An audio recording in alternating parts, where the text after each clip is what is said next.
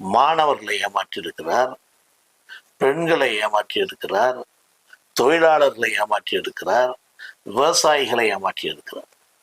நீங்க அரசு ஊழியர்களை ஏமாற்றிருந்தா இன்னைக்கு ஏறக்குறைய 21 இவங்க ஆட்சிக்கு வந்ததுக்கு முக்கியமான காரணம் அரசு ஊழியர்கள் தான். அப்ப அரசு ஊழியர்களுக்கு நீங்க என்ன வாக்குறுதி கொடுத்தீங்க?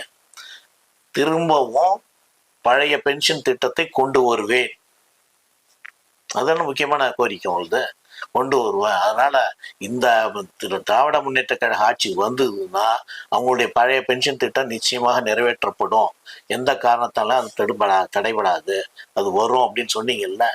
இன்னைக்கு ஏறக்குறைய என்ன எத்தனை பட்ஜெட் ஆயிடுச்சு, இந்த கடைசி பட்ஜெட், இதுல கூட அவருடைய பழைய பென்ஷன் திட்டத்துக்கு பற்றிய வார்த்தையே இல்லை. சும்மா வேண்டும் என்றே ஒரு குழு அமைச்சு ஏமாத்திட்டு இருக்கீங்களே தவிர. அதனாலதான் இன்னைக்கு அரசு ஊழியர்கள் இன்னைக்கு போராட்டத்தை அனௌன்ஸ் பண்ணியிருக்காங்க. டாக்டர் ஜியோ போராட்டத்தை சொல்லிட்டாங்க. ஸோ அப்ப அரசு ஊழியர்களை